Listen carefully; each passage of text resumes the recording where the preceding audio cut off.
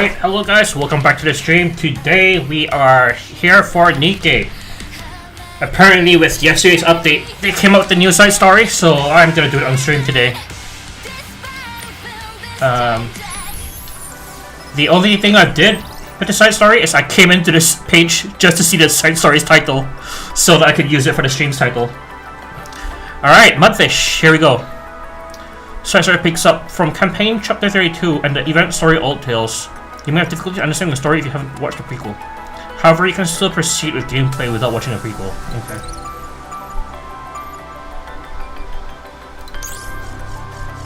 Okay. Okay. Oh hey Digidick, welcome. I apologize if my voice is a little bit off, I can't tell. Because I actually have a sore throat. So I've actually been sick today. So, yeah. But I do still want to stream because I actually want to see the story. Yeah, let's time to see what happens next.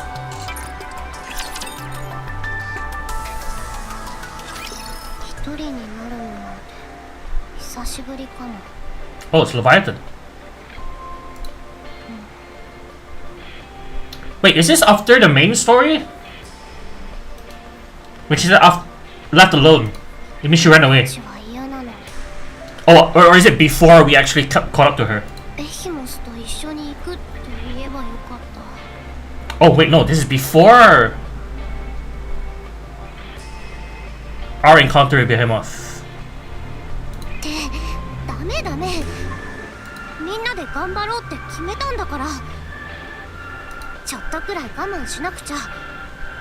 Because Behemoth was fighting the main party first, and Leviathan was elsewhere. This might be before that. Or around that time.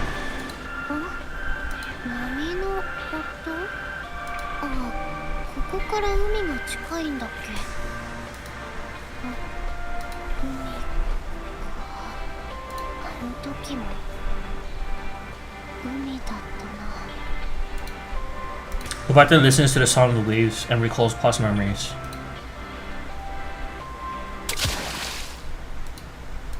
Her body slowly sinks deeper. Surrounded by the frigid water, she can feel herself beginning to suffocate. Suddenly her survival instincts kicked in, and her special powers wrap itself around her. Blurb blurb. Her breathing stabilizes. Encased by a layer of bubbles, Little Mermaid opens her eyes. Beyond the bubbles, a familiar oceanic landscape appears. In this cold open sea, she has survived once again.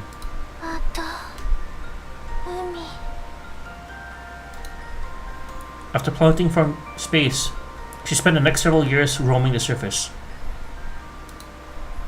desperately searching for her comrades. And now here she was, sinking into the depths of the sea yet again. Once again, her body was battered and scarred.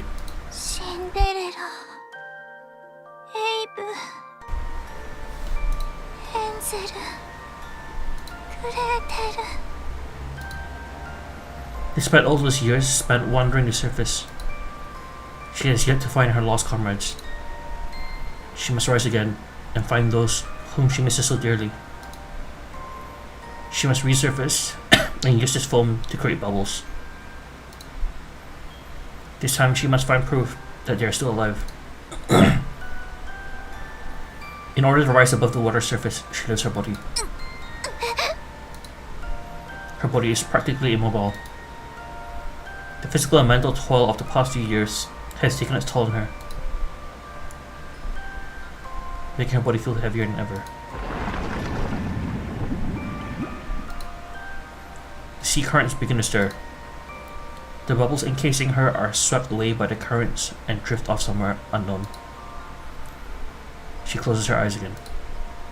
She stops struggling and lets go, entrusting her body to the flow of the sea. For a little while, just for a moment, she wants to let her weary body rest in the water.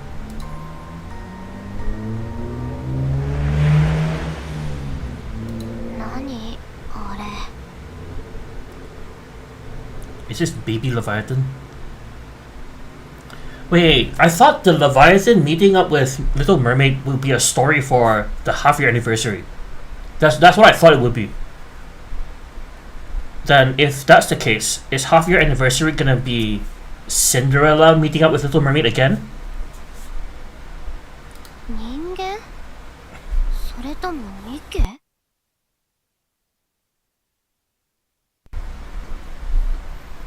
Girl covered in black water discovers someone who has been carried by the waves and washed ashore.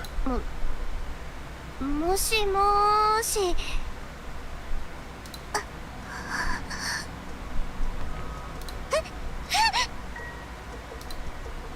The girl quickly stumbles backward. 生きてるの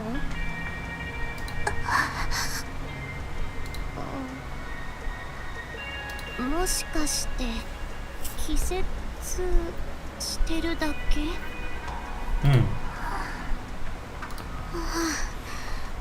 驚かさないでよ。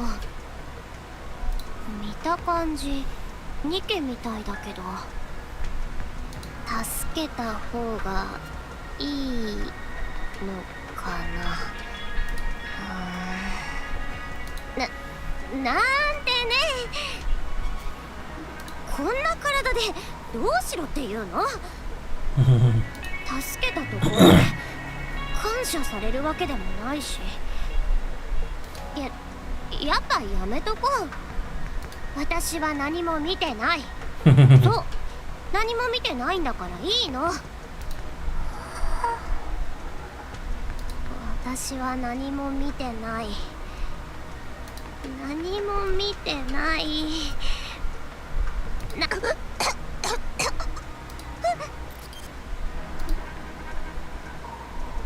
Little Mermaid opens her eyes. 起きたシンデレラベイブ寒い。 Little Mermaid closes her eyes, seemingly fainting once again.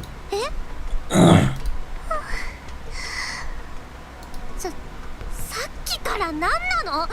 もうビビらせないでよ。はいはい。 Tears stream down from behind Little Mermaid's closed eyelids.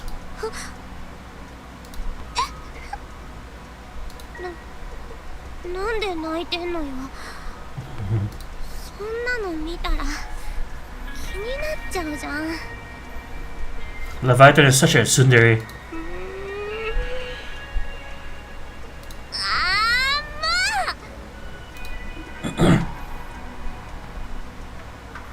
The girl tucks Little Mermaid away from the shoreline. 私に出会えたこと感謝しなさいよ。 Mudfish 1.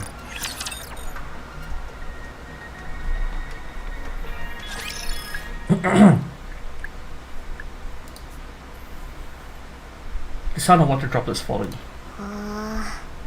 どうしよう。 Someone's voice can be heard. けどあのままほっとくわけにもいかないし、なんで連れてきちゃったんだろう。 I really hope we don't kill Levy and she joins us. Yep, I really hope that for both Levy and Behemoth.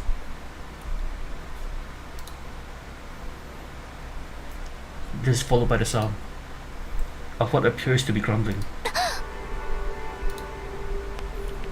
The mermaid opens her eyes. She's been covered with a blanket. And inside some kind of cave which is being lit by a small lantern. ここは起きた？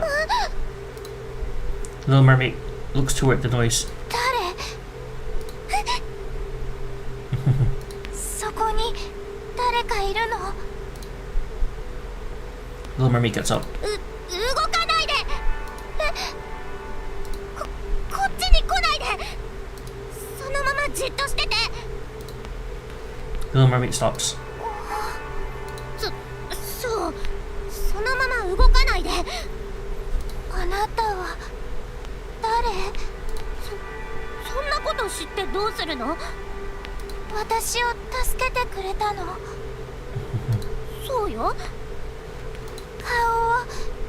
見せてくれる？私の顔を見てどうするのよ。元気になったならさっさと出てって。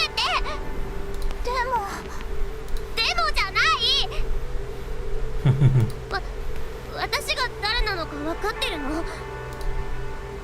The girl reveals her face. She has red eyes. その目、これはね、ヘレティックの証なの。ヘレティック、分かってる？ものすごく怖い人類の敵なの。ニケなんて相手にもならないんだから。だからこっちに来ないで。 Oh, she's about to get wrecked. A purple blur flashes by the girl's cheek.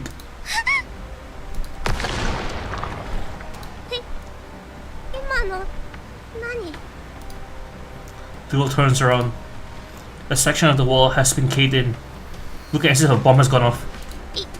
今私を攻撃したのDoes a tiny water droplets appear around Little Mermaid? All aim at the girl. 来ないで。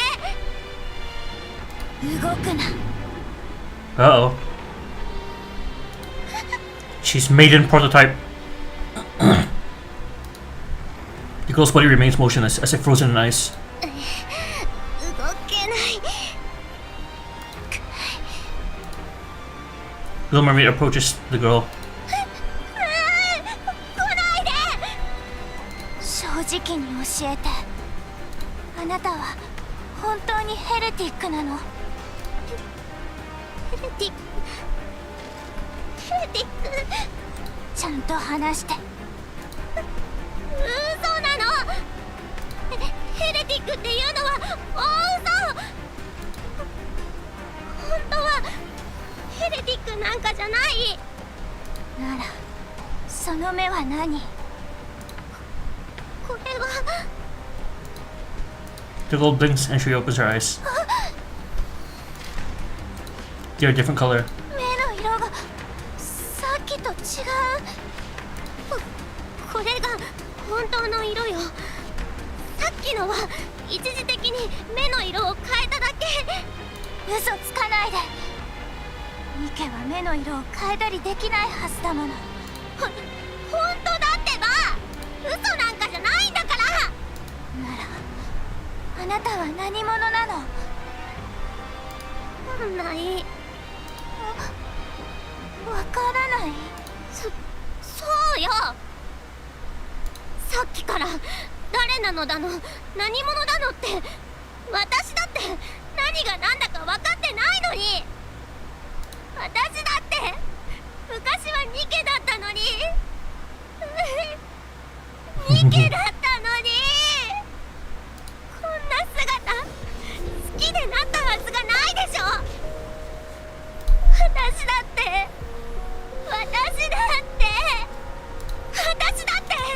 こんな姿になりたくなかった。あの水さえ飲まなければ。 Water. 私だってこんな洞窟になんか住みたくないし。ねえ、私ばっかりこんな目に遭わなきゃいけないの。どうして私だけ。ご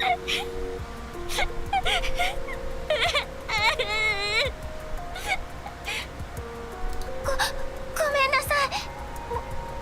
もう動いてもいいから。 The girl plops on the ground. ごめんなさい。私が悪か。 Little Mary offers the girl her hand. The girl scurries along the ground and hides deeper in the recesses of the cave.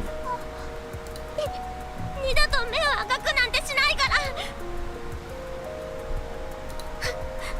私はただあんたを助けただけで、他には何もしてないから。ヘレティックっていうのも嘘だから。だから殺さないで。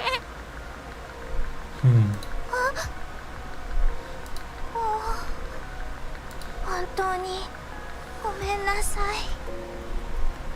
Her Japanese voice says she's sorry, and in English she says "you poor thing." That's so different. What the hell?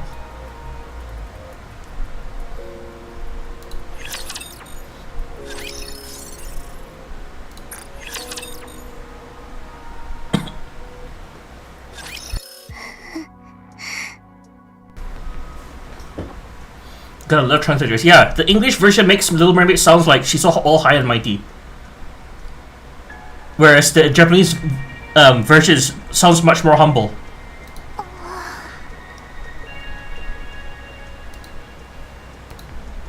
Little Mermaid glances deep inside the cave where the girl is hiding.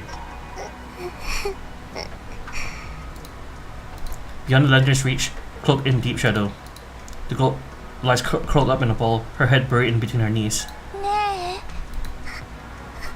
寒くないの？ここにある毛布ごめん。こういう時どうすればいいのかな。 Little Mermaid recalls one of the halcyon days of her past. セイレン、ここで何をしているんだ？なぜこんなところに座っている？何か悪いことでもしたのか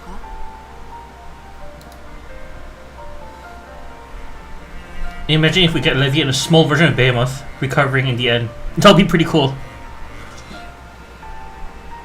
誰に悪いことをしたんだ？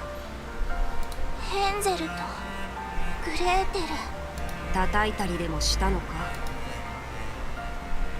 Little Mermaid shakes her head. 違うのか？なら何をしたんだ？まさか言霊を使ったのか？本当に？でもわざとじゃなくて。そうか。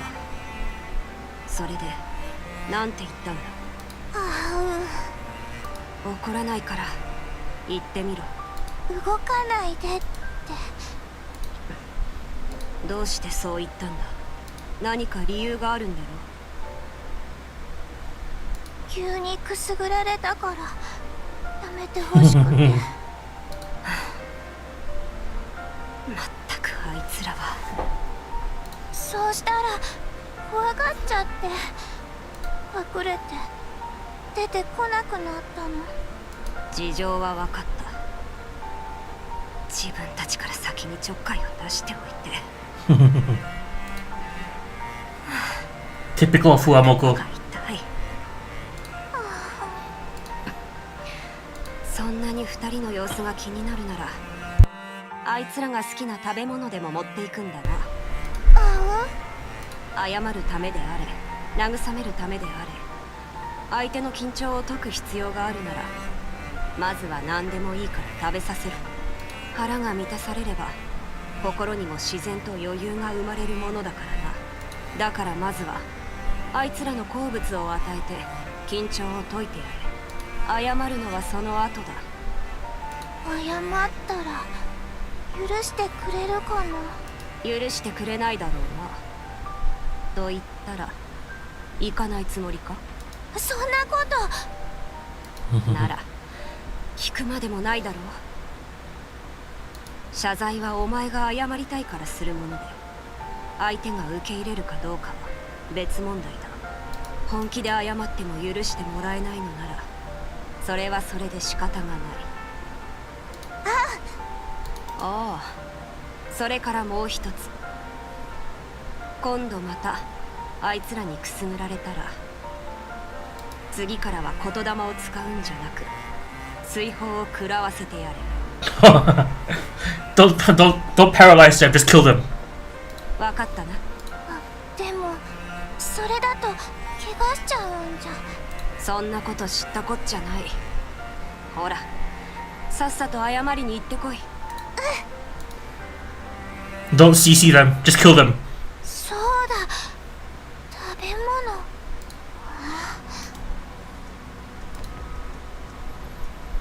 Little Mermaid stands up. She heads outside. 行っちゃったのかな。おーい。Silence. The girl cautiously creep over to where Little Mermaid had been standing. 行ったみたい。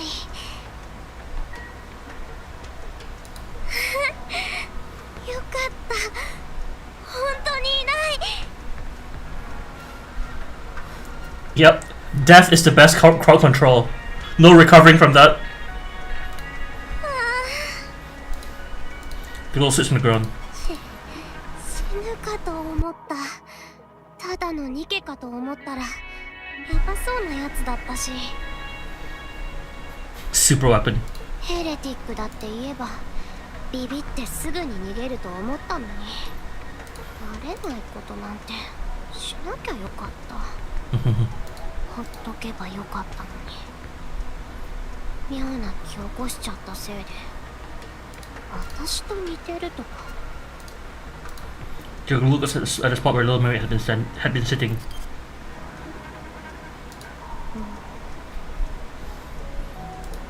に感謝の言葉なんて期待してなかったし、久しぶりに誰かと話ができるかもって思ったりはしたけど、私の人生なんていいことなんて起きるわけがない。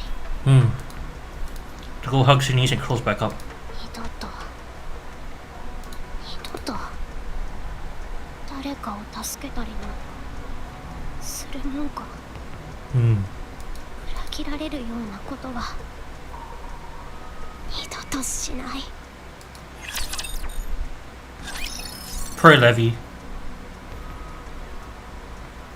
Unless you're the MC, then you see Child flashback and let the music suddenly start playing. Yep. That's when you know you're screwed.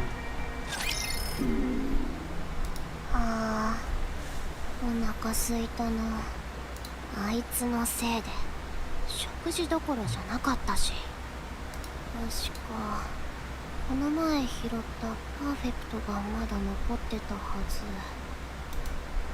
Oh, I just realized. In Japanese, splendid is called perfect. Perfecto. 確かこの前拾ったパーフェクトがまだ残ってたはず。 Splendid is called perfect in Japanese. Interesting.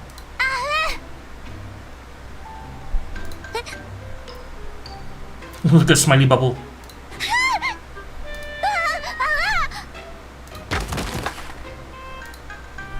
You can hurriedly scurries back inside the cave.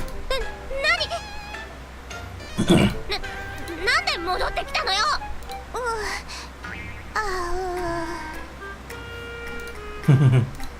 Little Mermaid lingers awkwardly at the cave entrance. 黙ってないで、なんとか言いなさいよ。また私に何かするつもり。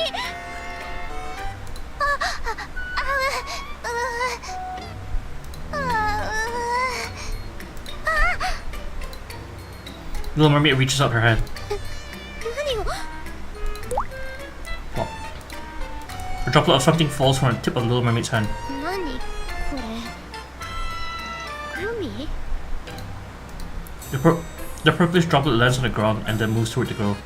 来ないで。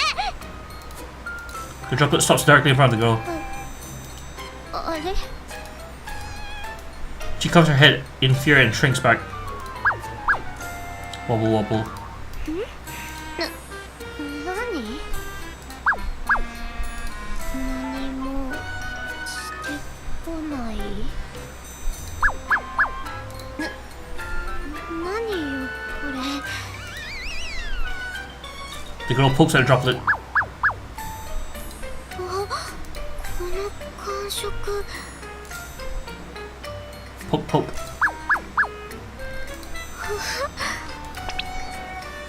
Poke poke poke. わいいあってそうじゃなくてあんた一体何がしたいのA little arrow appears above the droplet. 矢印 The arrow points outside the cave. 外に出ろってこ The droplet bobs up and down. とまさかそうだってこと The little mermaid nods. 私に外に出てこいって言ってるの Bounce, bounce. The droplet wobbles up and down eagerly. Bounce, bounce, bounce. いや絶対に行かない何されるか分かったもんじゃないでしょ Droplet wilts pathetically. 可愛い子ぶったって無駄よ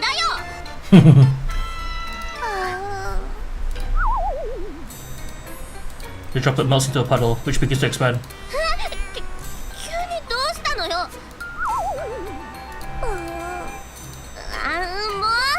う分かったから外に出ればいいんでしょその代わりあんたが先に出なさいよちゃんとついていくから早く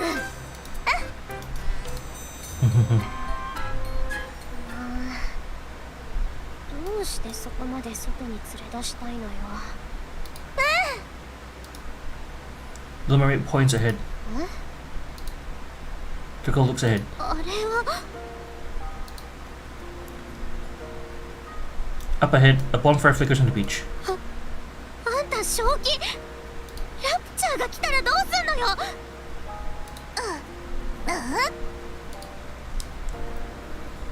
The mermaid punches the air. 戦えばいいって言ってんのその自信 Plop.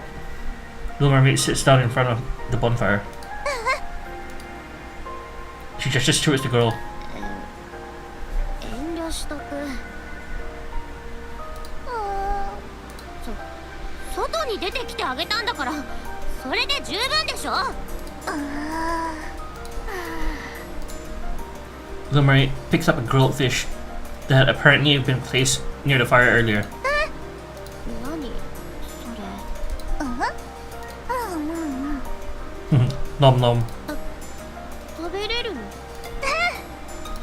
いらない毒でも入ってたらどうすんのよ正直お腹は空いてるけど今は我慢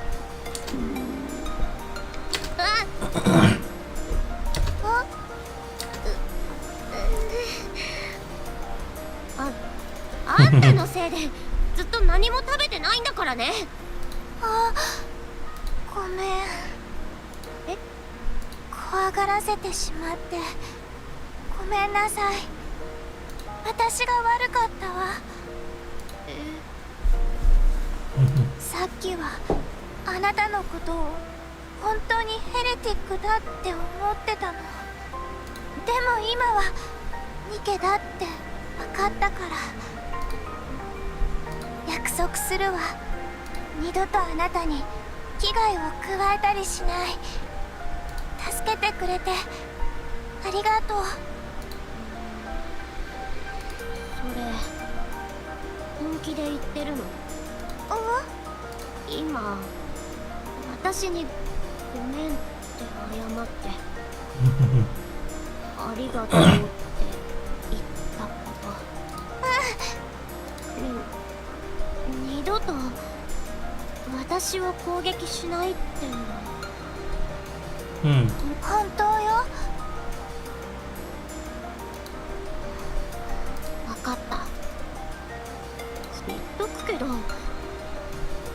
し嘘だったら She'll head towards the little mermaid and the bonfire. Plop. それ私にもちょうだい The mermaid smiles brightly as she passes the grilled fish.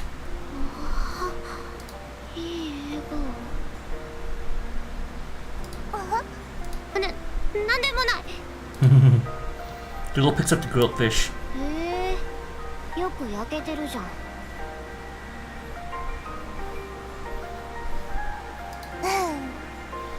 Noah's in the silver ticket shop, right? Yes, Noah is. Hi, Tong student Dart, welcome. Code, thank you. Is that for Nikke?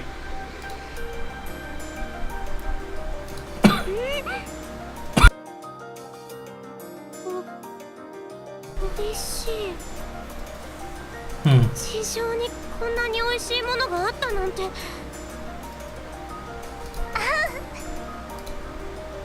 The mermaid hands over another grilled fish. 私が食べてもいいの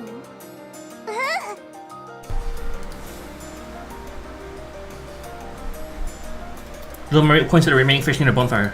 全部食べてもいいって言ってんの悪いやつじゃないの I think I should make Lapis favorite item so I can turn the extra to home favorite item match. Yes, I highly recommend that. Lapis is also useful. なんでもない。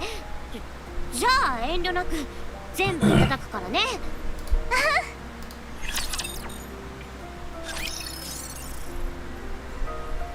Okay.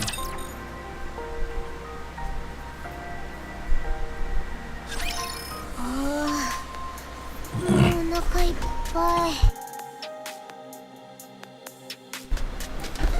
Happy Levy. こんなにたくさん食べたのいつぶりだろう。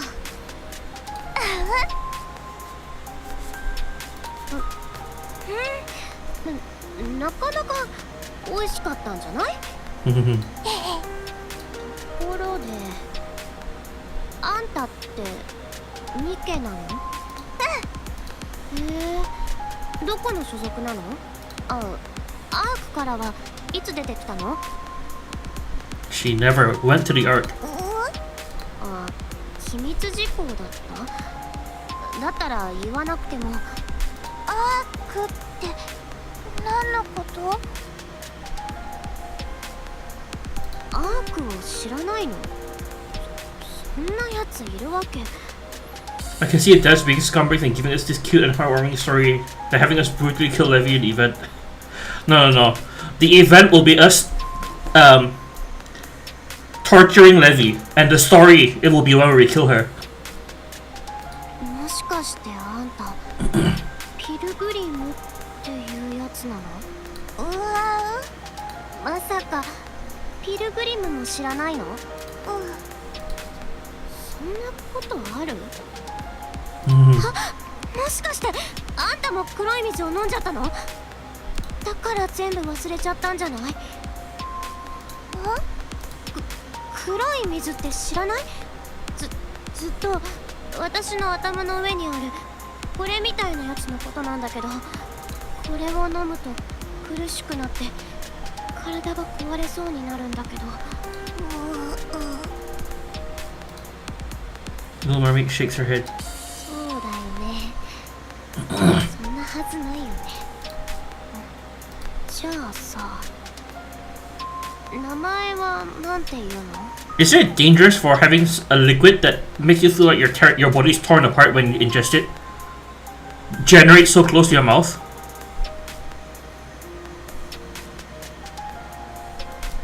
セイレーン。セイレーン？セイレーン。新しい名前だね。Little Mermaid points at the girl. Do you think Ruppy Red Hood or Cindy are gonna win a Polaroid 8 for the free skin? I don't know who's gonna win, but I really hope it's Ruppy Red Hood because Cindy already has a premium skin. She doesn't need another. Ruppy Red Hood still needs a... Ruppy Red Hood still needs a... skin. But yes, I've been voting for Ruppy Red Hood. 私の名前は何かって？名前なんて知るはずないでしょ。こんな体になった時に忘れちゃったから。なんでそんなにがっかりするのよ。そういえば名前みたいなやつなら一応あるんだった。ほらこれ。 The girl holds out a dog tag covered in black stains.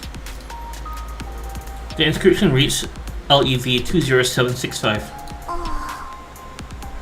Lev. でもこれじゃ呼びづらいか。だからまあ好きなように呼べば。おいとかお前とか適当にさ。あ、デビー。え、 The mermaid points at the beginning of the inscription. LEV. だからレビーってこと？ She's Captain Levi.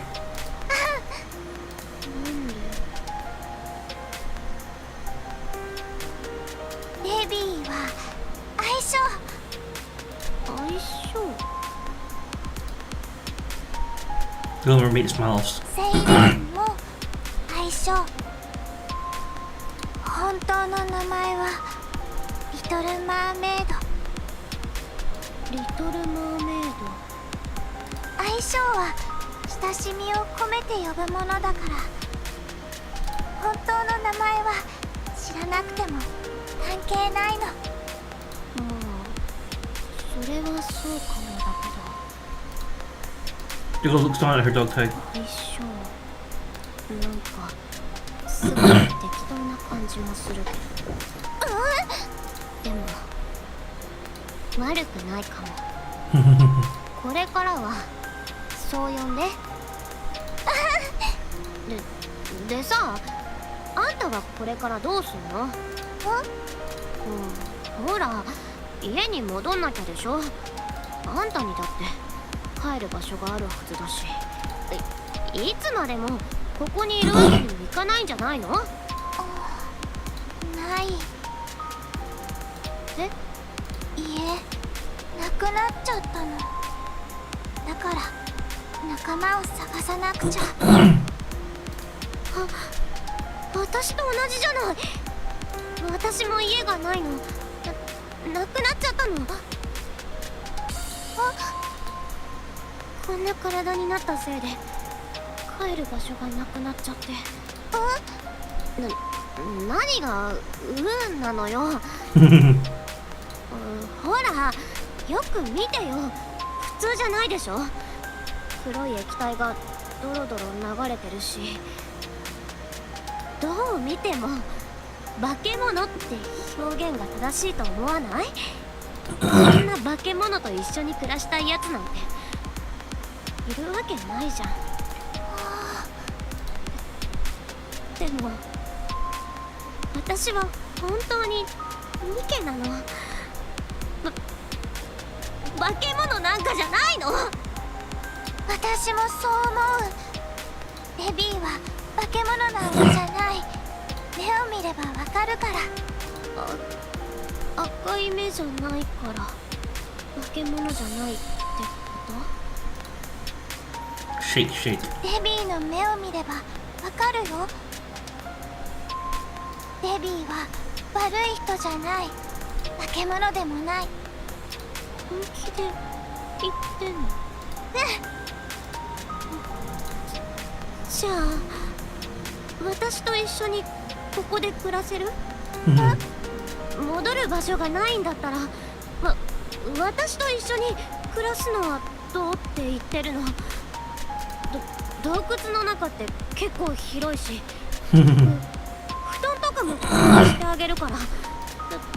だから私と一緒にいてくれる？ごめん。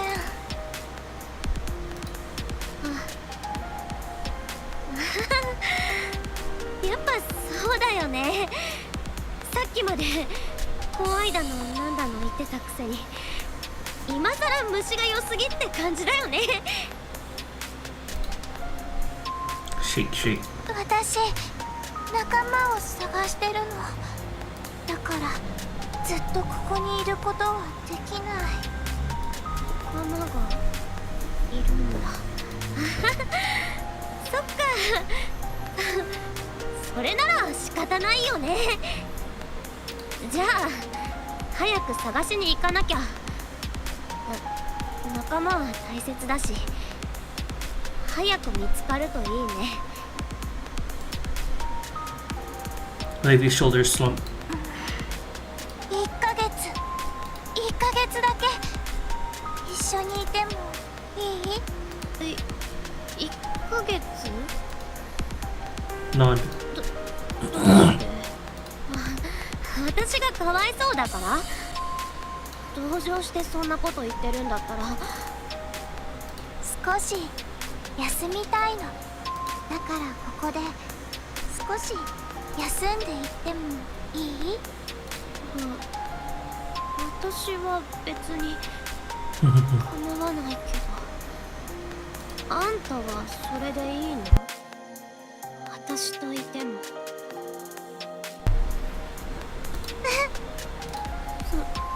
そう。じゃあ決まりね。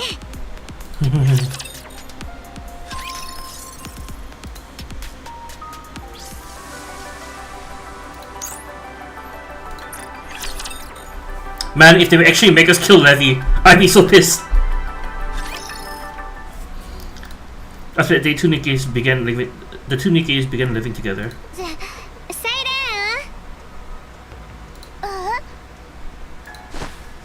Plop. Levy posted several blankets on the floor in the cave. はい。今日からここで寝て。The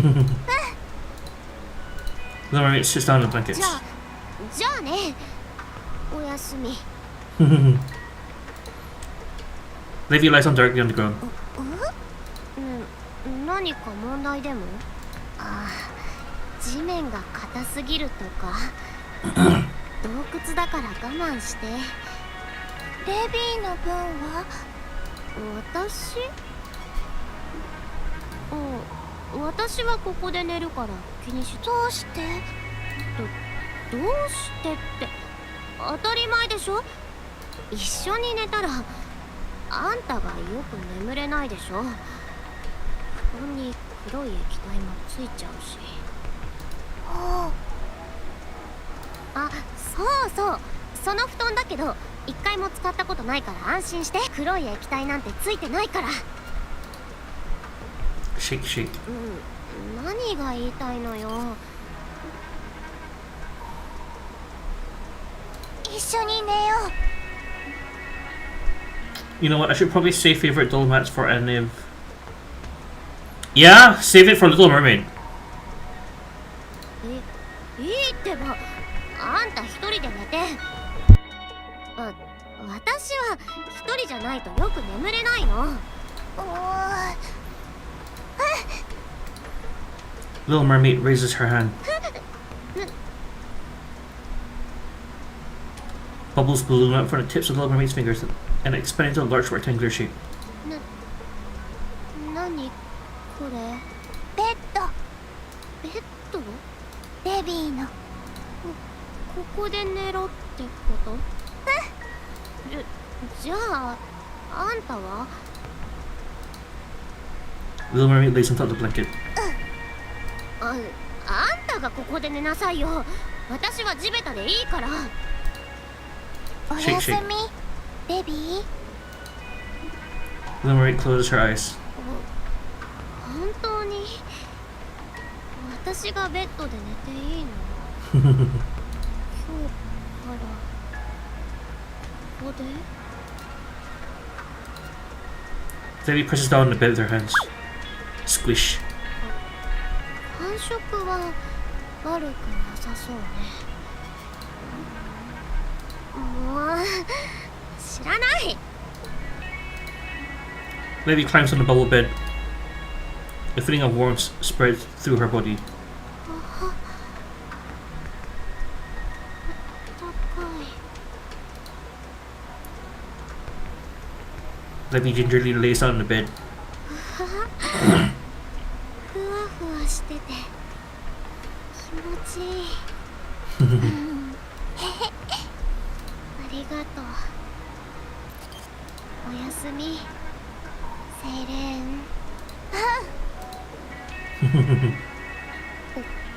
これよかったら食べて。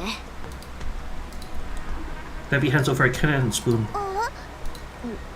団を探しに空き家にいた時に見つけたの。賞味期限もまだ残ってると思う。多分だけどね。レビーの分は私はお腹空いてんな。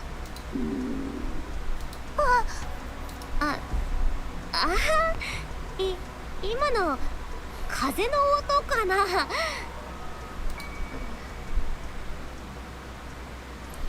When a 2.5 anniversary pic was shown on the Facebook with Uni and Miharo in the background, some people speculated it was actually those two that are the betting units and will end up killing Levy and Little Mermaid on this event. Oh, with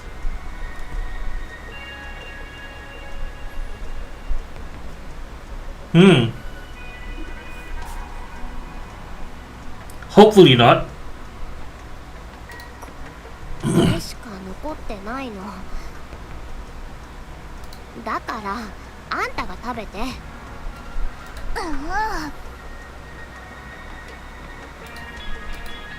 Little Mermaid stands up. 魚？まさか今から捕まえに行くつもり？あう。 Little Mermaid heads outside. ちょっと待って、私も行く。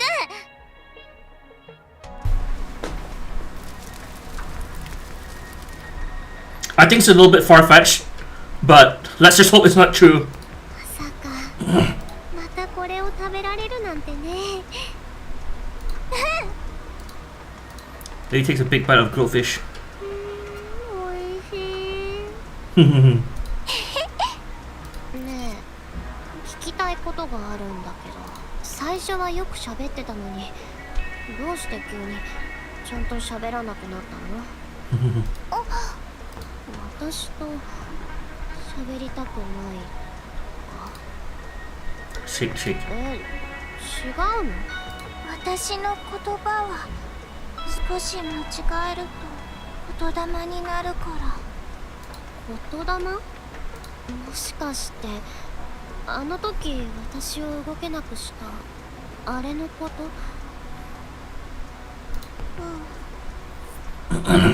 それってあんたの意志とは関係なくそうなっちゃうの？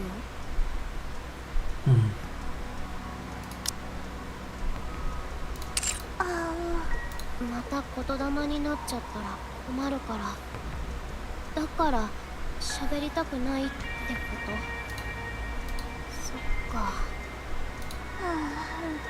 ねえ、辛くないの？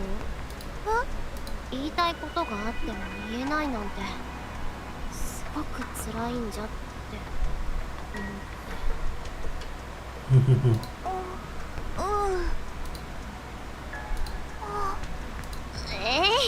もうどうにでもなれ。これからは言霊とか気にせず普通に喋っていいから。私なら大丈夫だから安心して喋って。もう怯えなくていいってこと。レビー、大丈夫なの？当然でしょ。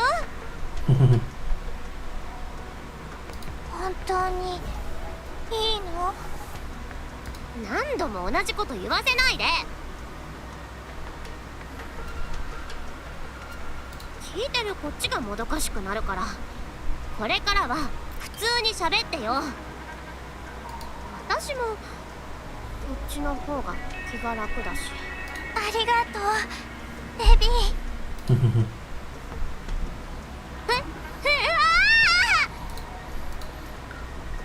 Baby's fishing rod bends down sharply. これってどうすればいいの？上に上げて。こう？ Whoosh. They pulls the fishing rod up forcibly. 釣れた。釣れちゃった。見て、私が捕まえたの。Little Mermaid stares at Livy intently. なんでじーっと見てんのよ。デビーがこんなに嬉しそうに笑うの初めて見た。私がいつ初めての釣りでちょっと興奮しただけっていうか。へへ思ったより簡単だね、釣りって。そういうことだから、今日の夕食は私に任せて。あんたはそこで座って見てればいいから。Things about the gone through bar and they requested assist. I don't think that will actually be true though, because Mihara and Uni, their main purpose is to capture raptors, not kill them. They have a lot of Nikkes that can kill raptors, but capturing, that's what Uni and Mihara's specialty, or at the very least that's their job.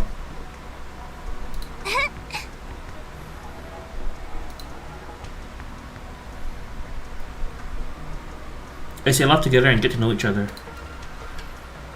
Time continues to flow, inexorable as ever.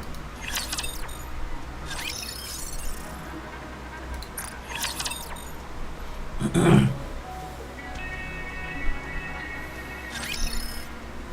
few days later.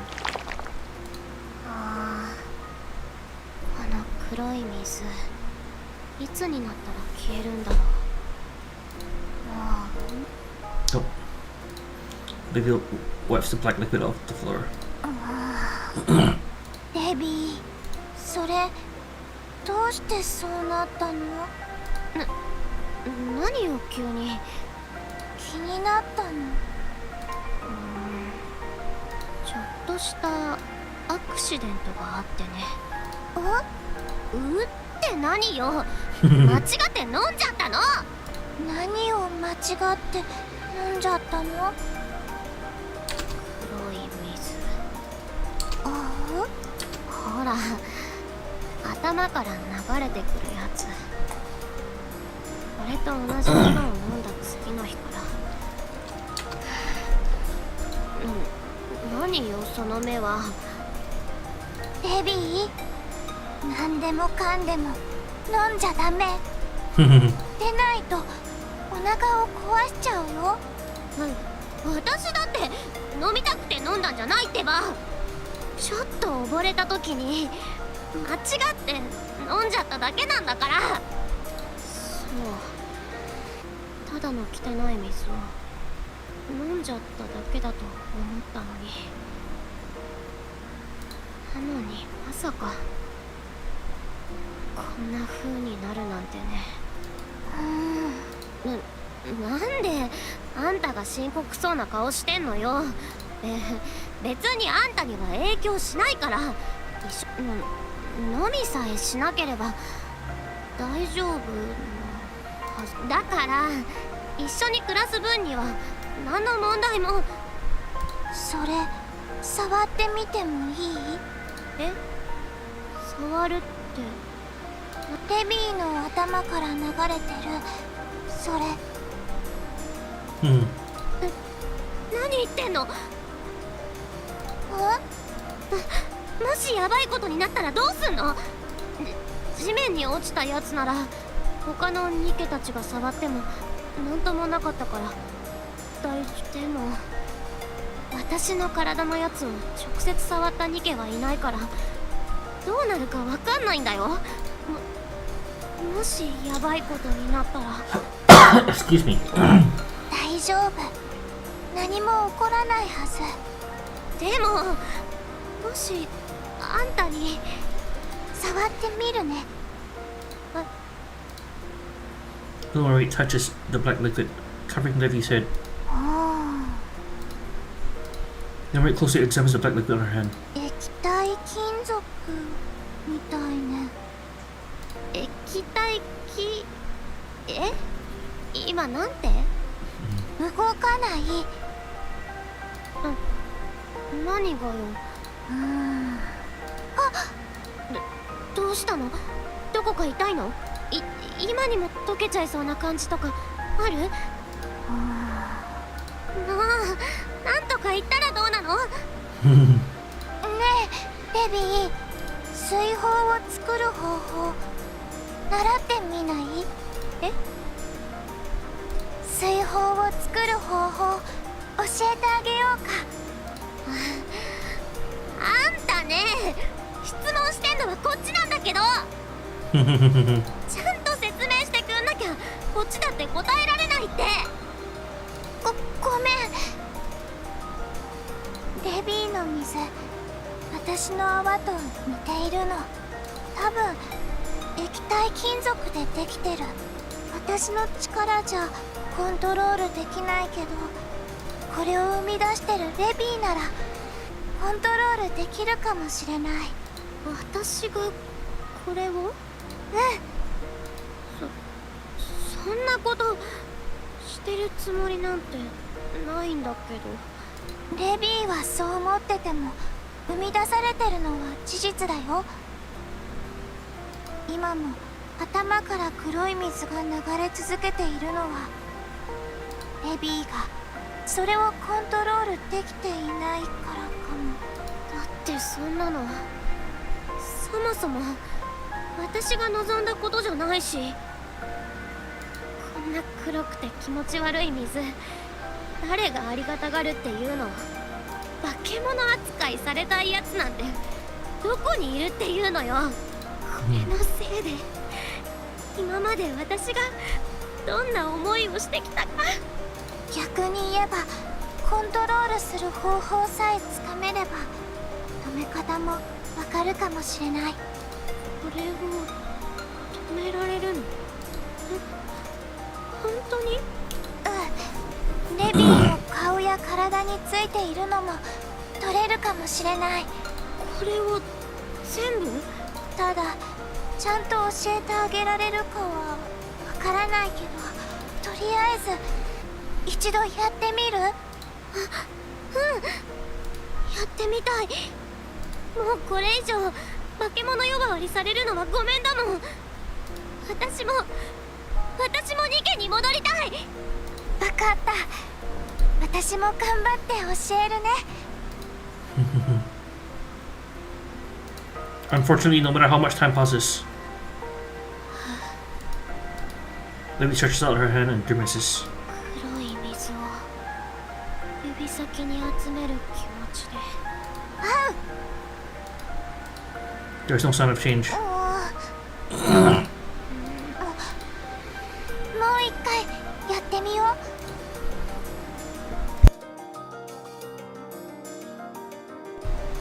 One day passes and then another. 来いってお願いだから。 But still there is no change. Libby tries again and again. But despite her attempts, nothing changes.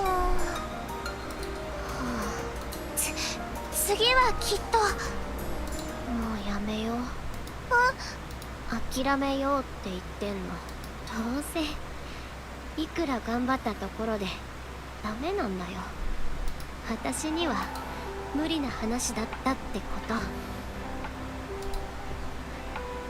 レビー、無駄なことに時間を使ったって意味ないっしょ。私は大丈夫だから気にしないで。今まで通り生きればいいだけなんだから。なんだかんだでこの姿にも慣れてきたところだったしね。え、でもセイレーン、もう私に無駄に希望を与えないで。私は特別なニケでも何でもないの。だったらせめて諦めることくらいはさせてよ。私がどれだけこれに消えてほしいって一日に何百回もこの黒い水にお願いだから消えてって願ったんだよ。ひょっとしたら洗い流せるかもって。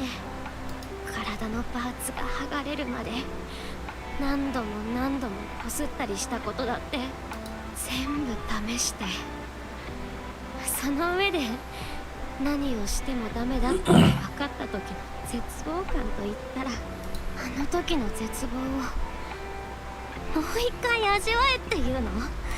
そんなのは嫌。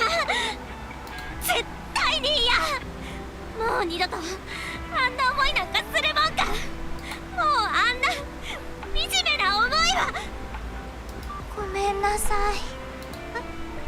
違う、謝るべきなのはこっちっていうか、少しだけ一人にさせて。デビー、ついてこないで。Lady runs off. デビー。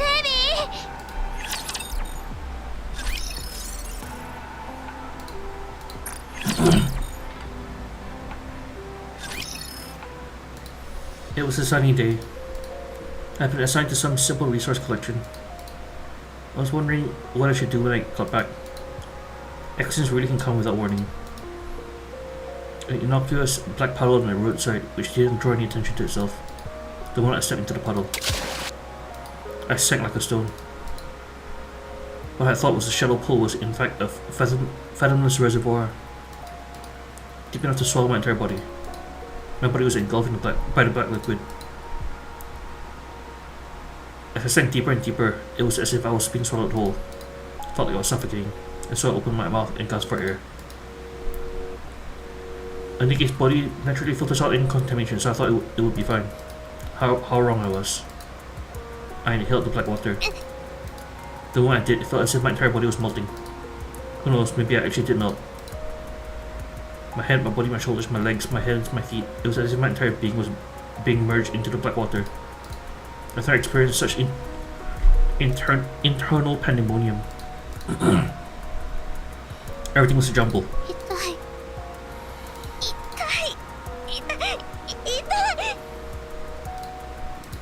Writhing in agony, I frantically swam upwards. As I fell, I extended my hand upward, desperately grasping at anything I could. I managed to pull myself out of the water.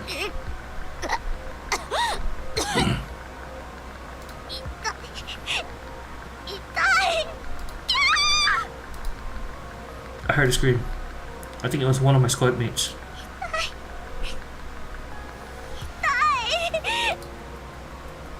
I locked eyes with one of my squad mates. Her eyes were filled with fear.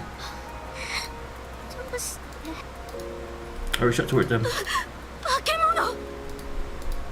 I heard someone shout. Everyone ran away. Fear-stricken and panicked, disappearing in seconds. The word "in" shouldn't be in there. Everyone ran away, fear-stricken and panicked, disappearing in seconds. They left me alone in front of the black puddle. I felt something dripping from my forehead, and I wiped at it with my hand.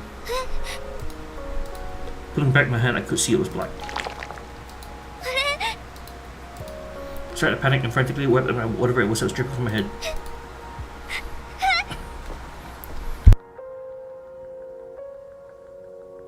No matter how much I tried to wipe it away, my hand kept coming back blackened.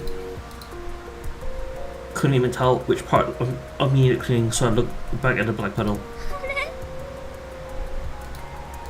Reflecting back at me was the face of someone I didn't recognize.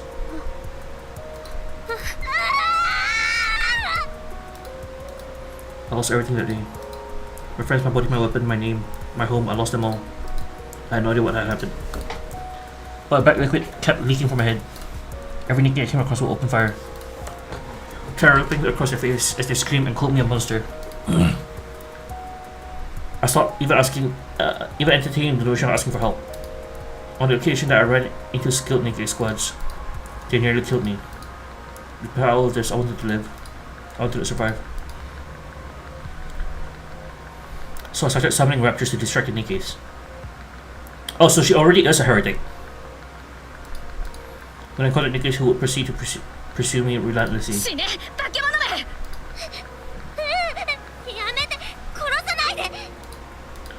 That was when I realized I could make my eyes glow red.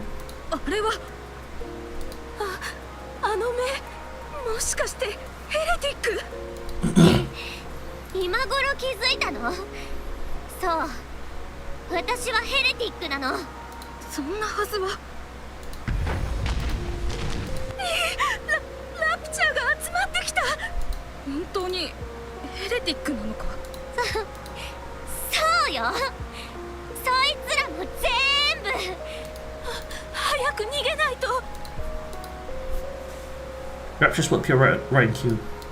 And it's like, what did Nikke's run away into her? I've been wondering if it really turned into her after all. But I didn't be able to make my eyes go red when I wanted. I didn't develop any other abilities. So I kept running away. Again and again. I'll make a desperate escape. Until one day I found a hidden cave near the beach where no one would come. It was dark and scary inside. So I picked up a small lantern and kept it on all day. Felt so cold and alone. I rubbed my palms together, curled up in the wall. I wrapped myself up in layers of blankets I've scavenged from elsewhere. No matter what I did, I couldn't chase away the cold. Then, I met Siren.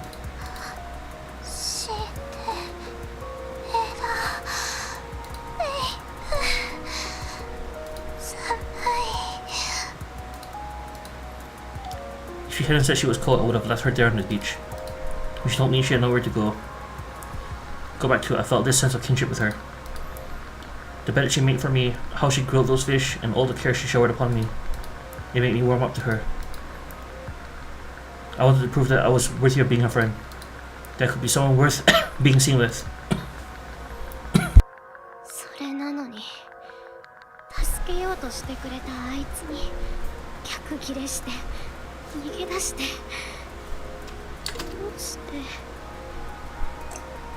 どうして逃げたんだろう。セイレーンは何も悪くないのに。も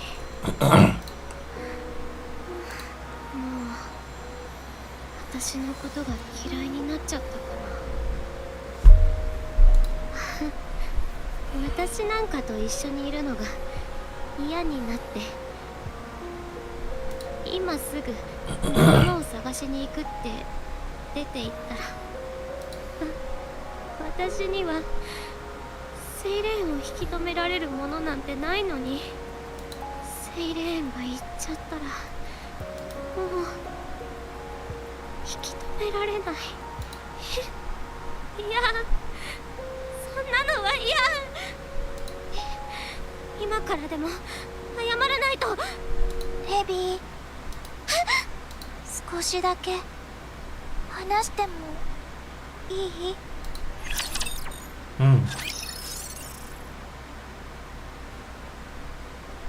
？Alright, before I go to the next one, I actually need to take a quick toilet break, so let me be right back.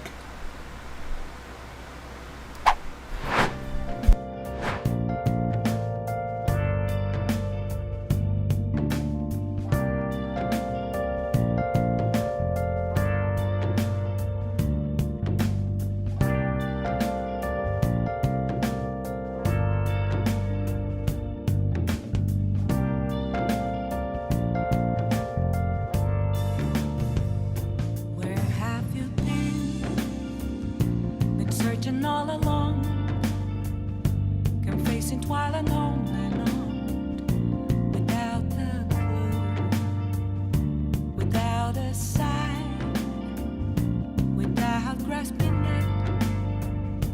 The real question to be asked: where have I been? I'm a sharpshooter.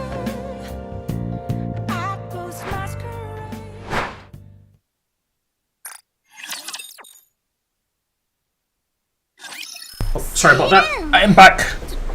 ついてこないでって言ったでしょ。私のことはほっといて一人にして。一人で泣いてるんじゃないかって思って。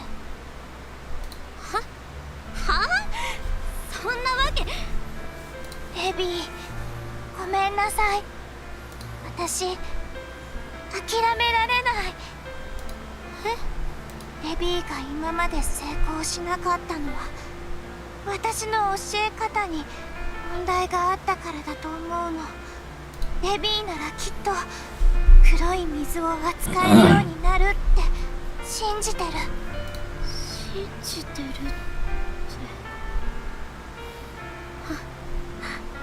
あんたに私の何がわかるっていうのよ。あんたは私のこと何も知らないじゃない。本当にヘレティックだったらどうすんの？あんたの力が欲しくて目の色を変えてあんたを騙してるだけかもよ。Shake, shake. 何が違うって言うのよ。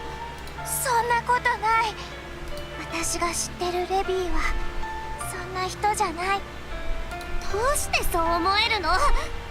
私の仲間もそうだった。誰も信じてくれなくて寂しがってた。信じてほしくて伸ばした手をみんなに払いのけられて、私もその手を掴んであげられなかった。そのことを今でもすごく後悔してる。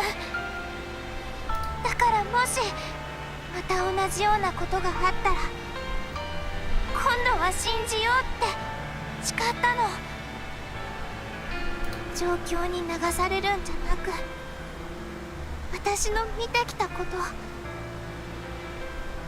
私が感じてきたこと、信じてきたことを信じようってそう誓ったの。だから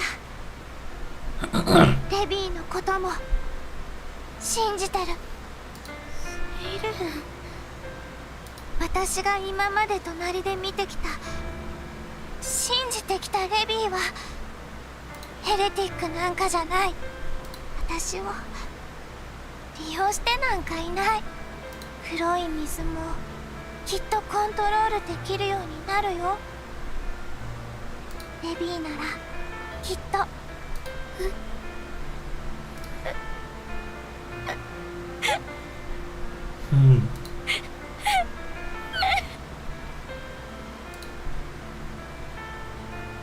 Maybe hurriedly covers her eyes. レビー、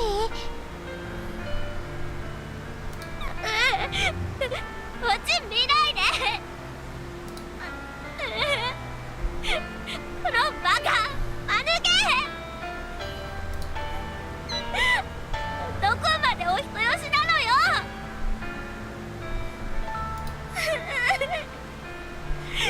そんなんじゃ一生損ばっかするわよ。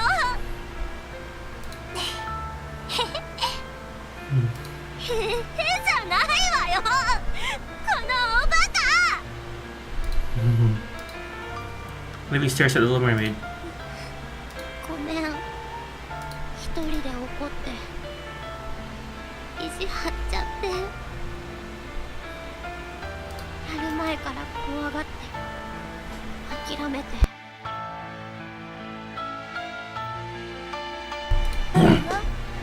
いいの、裏切ったりしない。そんなこと絶対にしないから。だから私がまた何かやらかしたり、私のこと信じてて諦めないでいて。諦めない。レビーのこと信じてる。ありがとう。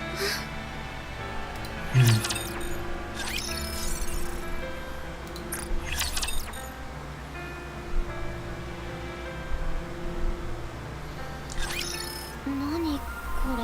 My assumption with the main story is that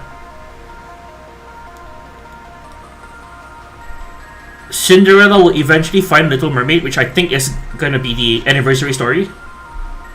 They'll fight some big bad on their side and then come over to help MC roughly around the time during the climax of the Leviathan boss fight. And maybe Little Mermaid will be able to calm Levy down.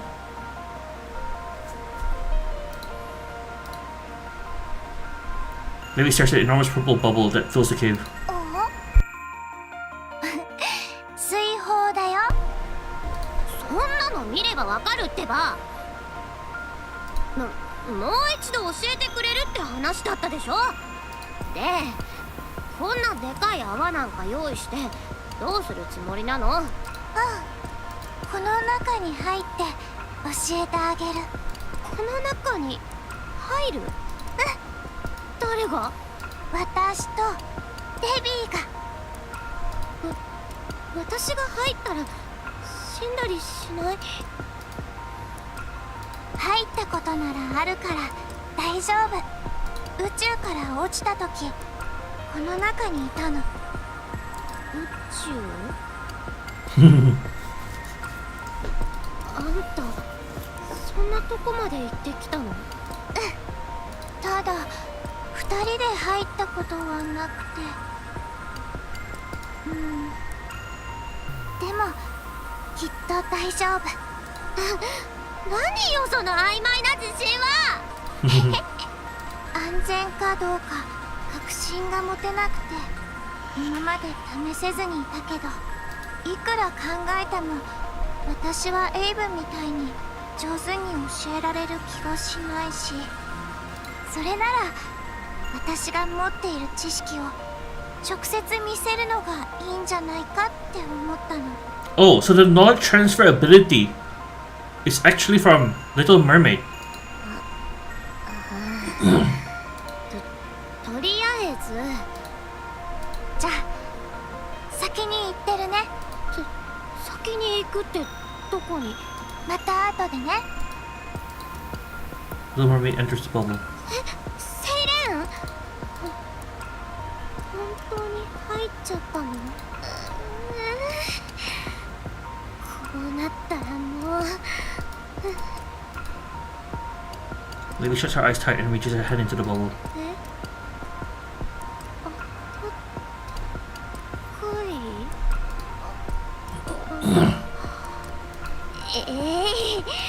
どうにでもなれ。 Lily jumps into the bubble. Lily opens her eyes. Golden rays of sunlight stream through the water. She can feel the warm water wrapping around her body. 本当に水の中なの？それとも私死んじゃったの？デビー、セイレン。ここはどこ？水泡の中だよ。そんなの見ればわかるわよ。どうしてこんなところで普通にしてられるのかって聞いてんの。私のニーフが作り出した空間だからだよ。私の心の中の空間。見た？あんたの心の中？ Lily looks around the water again. The streaks of sunlight are mesmerizing. そうみたいね。ここはなんだかあんたと似てる。なんでもない。それで今から何をすればいいの？デビー、今から私の水泡について全部教えてあげる。デビーが自分自身を守れるように。デビーがもう寂しい思いをしな。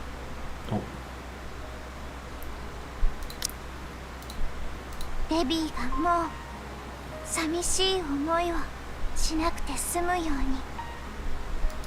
Little Mermaid reaches out to Lily. 私の手を握って目をつぶってみて。この力のすべてをデビーに教えるから。わかった。 Lily takes the Little Mermaid's hand. Little Mermaid closes her eyes. Lily closes her eyes as well. Once she shuts her eyes, she witnesses massive bubbles gathering and contorting. The vision before her relays a vast store of knowledge, which words alone could never possibly convey. これって一体すごい。何これ？不思議でしょ？うん、不思議すぎてわけわかんないくらい。もっと知りたい。レビー。 Lily's eyes sparkle. 私もっと知りたい。水泡をどこまで作れるのか、その力の起源を、原理を、応用を。といろんなことが知りたい。もっといろんなことがしてみたい。 Little Mermaid thinks back on the frightened girl in the dark cave, whose light had nearly been extinguished due to the cold and loneliness. In contrast, before now stands a girl whose once fading light had been miraculously reignited. Having been confronted with the brilliant truth of the world, her light is shining brightly once again. The girl who had once been living deprivation now exudes a voracious and primal desire for truth, for life itself. In the face of such luminous beauty, Little Mermaid can only nod in agreement. レビーに全部あげる。セイレン。 Little Mermaid takes Levy's hand again. レビーの人生がまた輝きますように。 Oh, welcome back.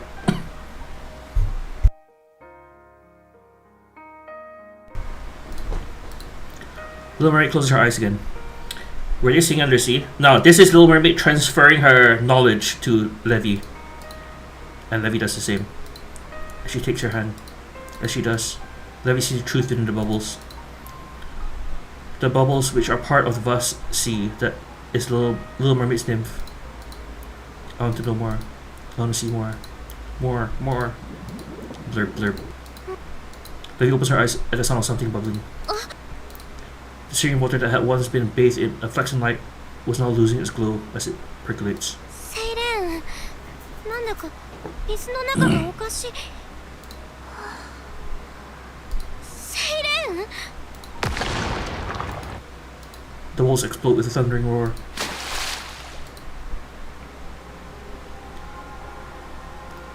As the bubble bursts, the two Nikkes collapse onto the cave floor.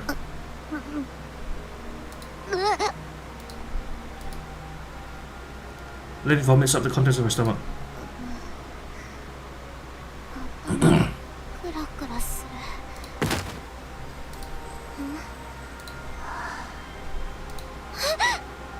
セイレン。しっかりして。セイレン。セイレ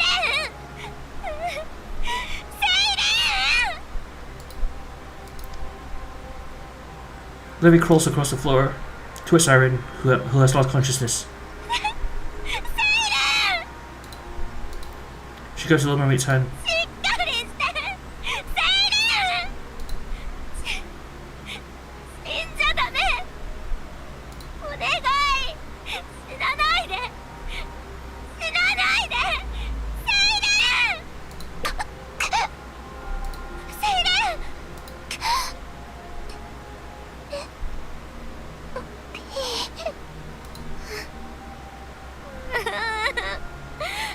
驚かさないでよ。本当に死んじゃうかと思ったでしょ。この状況でよく笑えるね。もうデビー、次からはこの方法は使わないようにしよう。もう少しで精神が精神が崩壊？大丈夫なの？私がもっと知りたいなんて言ったから。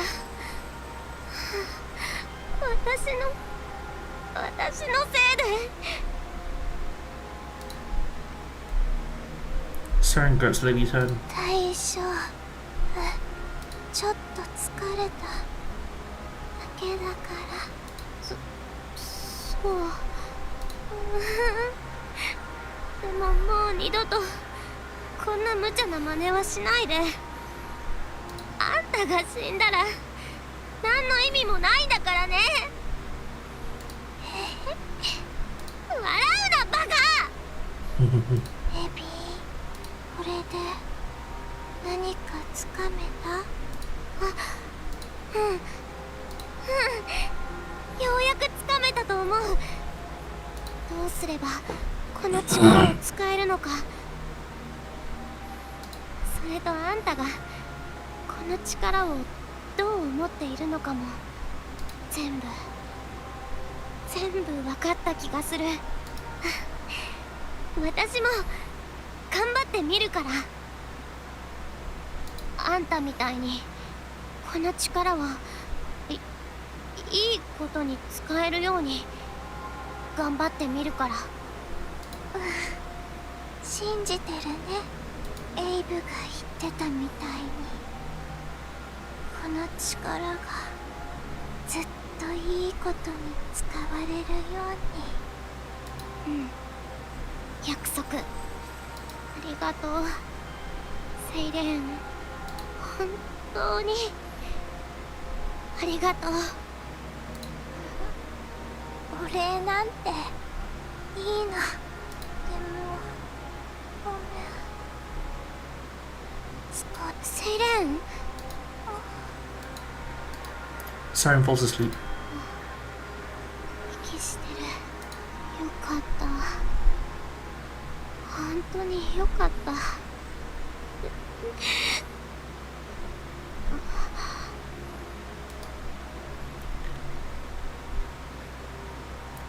Olivia experiences a wave of dizziness and lies down on the floor. 私もクラクラしすぎてもう無理。ちょっとだけ。 Lady Morsel faints, then falls asleep, firmly clasping the mermaid's hand in hers. It's only 3 days later that they both regain consciousness. Mudfish.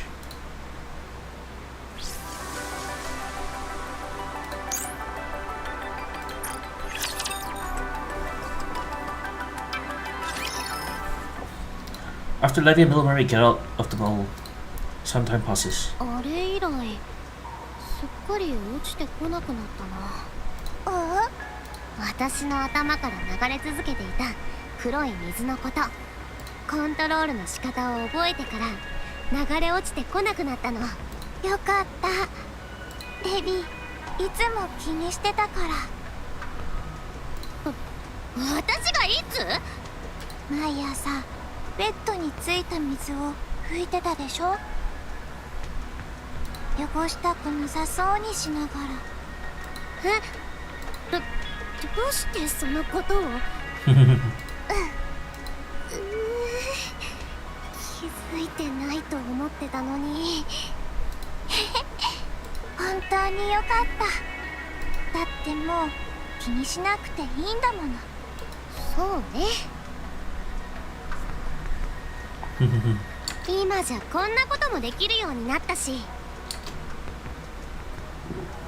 A black water droplet appears at the tip of Leviathan's finger. 何度やっても不思議。なんでこんなことができるんだろう。こんなのを考えついたのってどういうやつなんだろう。エイブ。エイブ？ Nod. それってあんたが作ったやつの名前だっけ？ Little Mermaid smiles brightly. あんたが探してる仲間ってそいつのことなの？そう、彼女も仲間のうちの一人なの。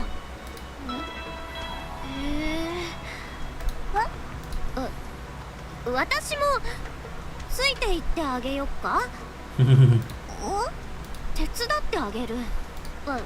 私があんたの仲間を全員見つけてあげる。あんたの仲間がどんな見た目なのか教えて。2人で探せばもっと早く見つけられるって。レビー、洞窟の外に出ても大丈夫なの？当たり前でしょ。もう昔とは違うの。今の私には能力があるんだから。でも外に出るのは怖がってたよね。もう平気だって。外は危険よ。私が守ってあげられない状況にだってなるかもしれないんだよ。守ってほしいだなんて頼んでないけど、今の私はあんたと同じように水砲を扱えるんだから。でもそこまで心配するなら証明してあげる。証明？私の力だけでラプチャーを倒すから見てて。あんたの力を借りずに一人で倒してみせるから。それができるならあんたの世話にならずに済むし、一緒に行動しても安心でしょ。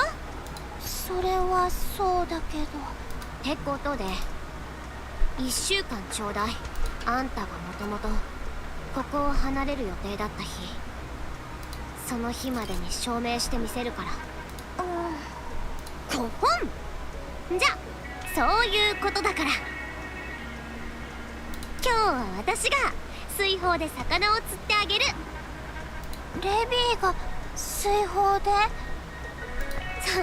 そうよ、私だってそれくらいできるって。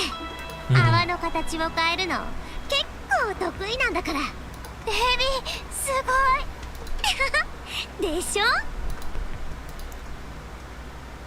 The Brightline and Little Mermaid laugh as they share a look. ほら行こう。今晩のおかずは私に任せなさい。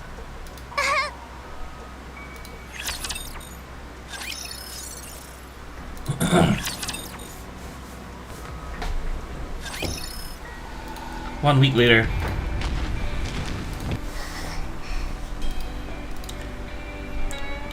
Levy nervously watches the approaching raptor. ターゲットを発見。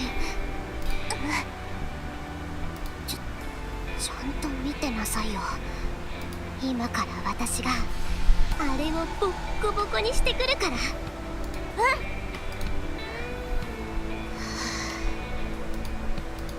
Levy glares at the distantly approaching raptor. She reaches her hand out and aims toward the raptor. It was as if a mass of black droplets formed behind her. As Levy swings her hand, swish. The black droplets shoot towards the raptor's core. Its core shatters, the raptor collapses lifelessly to the ground. 今の見た？セイレーン。嘘みたい。こんな簡単にラプチャーを倒せるなんて。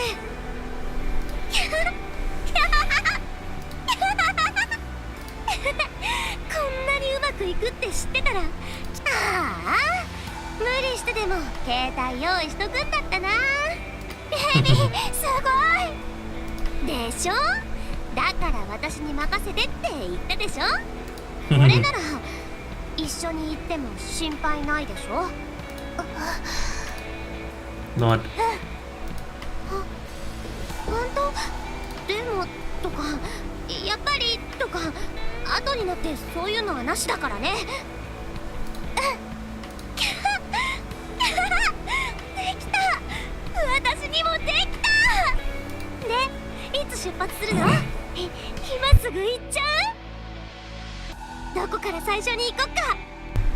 ほら早く教えてってば。まずは洞窟に戻って荷物をまとめなくちゃ。ああ、それもそうね。賛成。これでやっと。レビー、何？一緒に行けるようになって幸せ？当然でしょ。この日をどれだけ待ったと思ってんの？でもどうしてそんなこと？レビーが幸せだと私も幸せだから。やめてよ、恥ずかしい。セイレーン、あんたの仲間は私が全員見つけてあげる。あんたが私にくれたものを私もあんたに倍にして返すから。Then what happened to Levy to make her the way she is today? 何よその顔は。もしかして私のことが信じられないの？嬉しくて。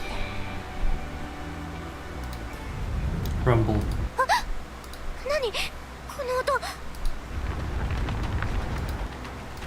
With a resounding roar, the ground begins to shake.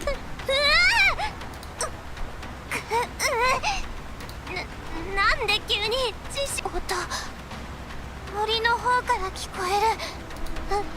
あそこに何かあるの？ Boom. With another massive tremor, something erupts from beyond the forest. 何あれ。あ、クラトニー。 Oh, that's a heretic. ク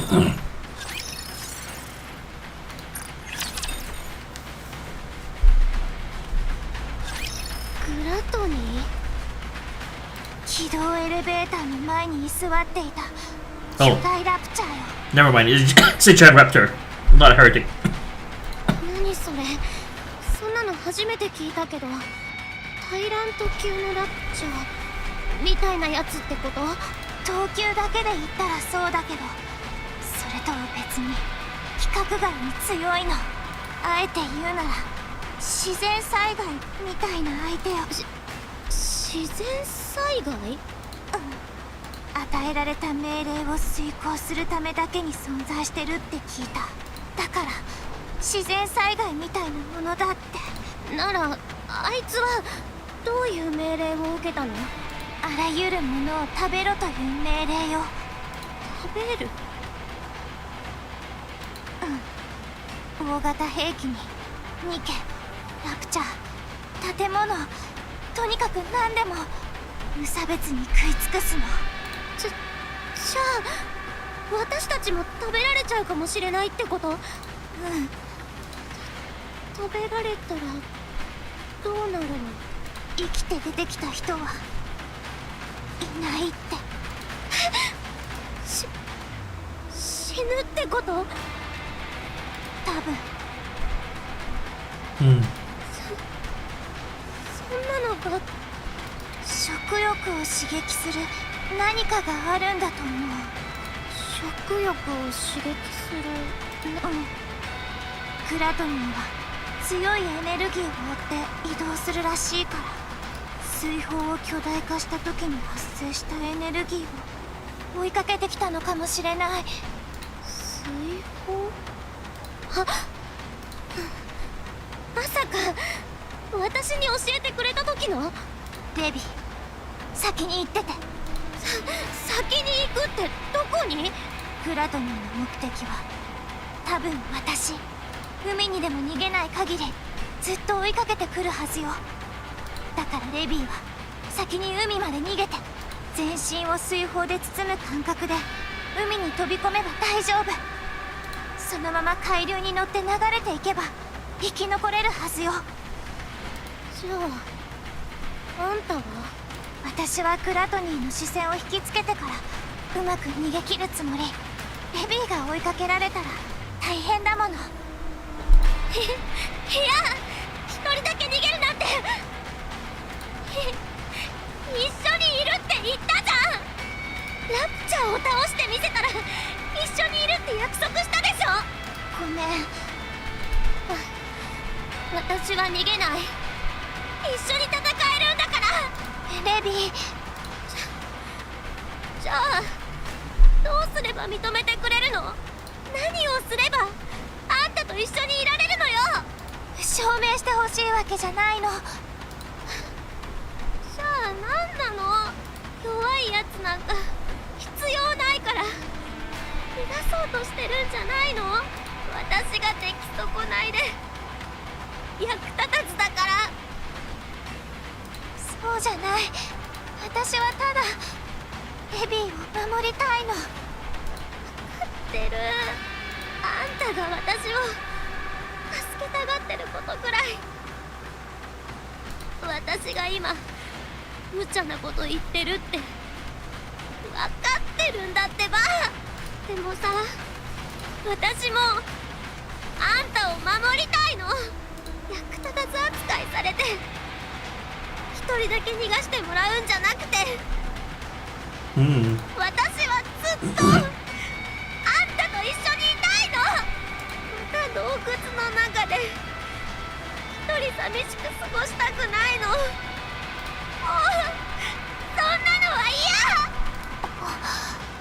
怖くはないの？怖くない。本当に？本当よ。私のことを信じるって言ったのはあんたでしょ。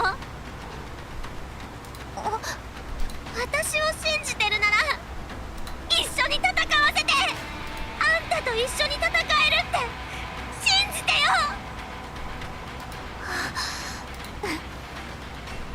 私はレビーを信じる。レビーの勇気を信じてる。一緒に戦おう。グラトニーを倒して一緒に仲間を見つけに行こう。うん。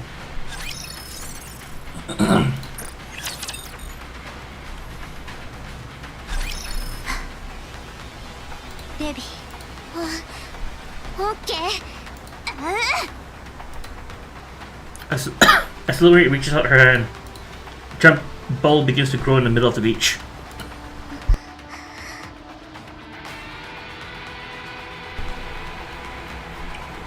One hour ago. つまり海辺であんたがもう一度巨大エネルギーを感知したグラトニーが海辺に来るはずで、あいつが水泡を飲み込もうと口を開いた瞬間、あんたが水泡を素早く柱の形に変えて、グラトニーが口を閉じられないように柱を挟んでおく。でもって私はその間に口の中にあるコアを黒い水で壊す。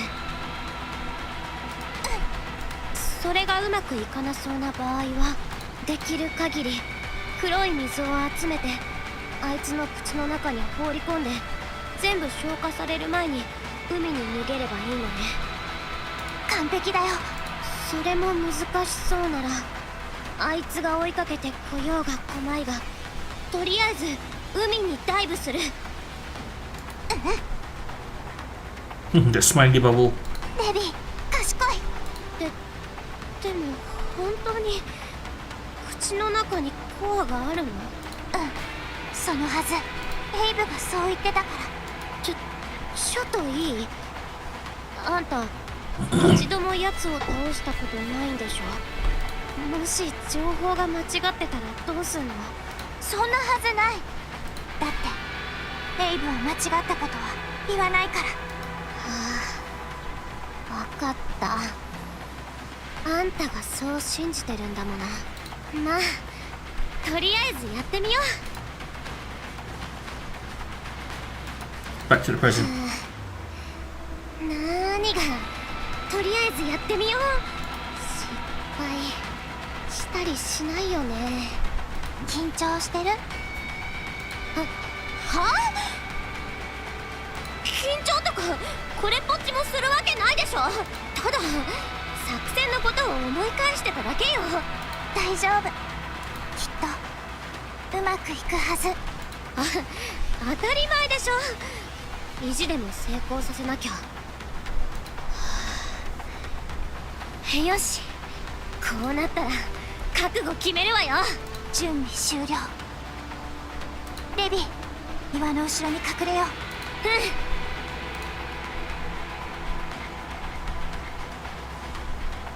The little mermaid hide behind a large boulder near the shore.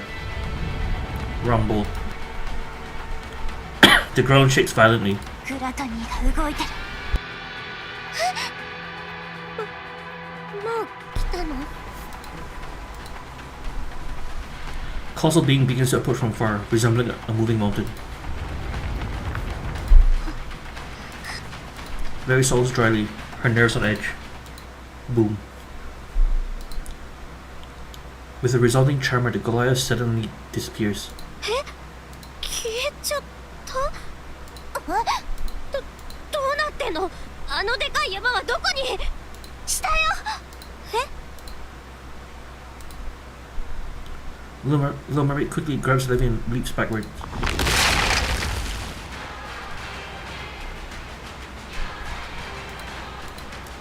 In a spot where they were only milliseconds before, an immense mouth erupts from underneath.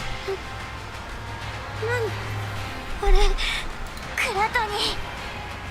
あれがグラトニー？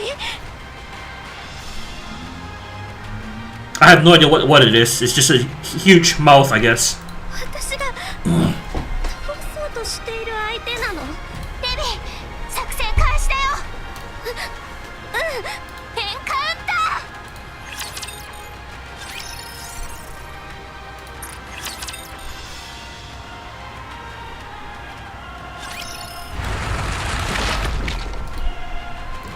Gotti heads towards the bubble and opens his mouth.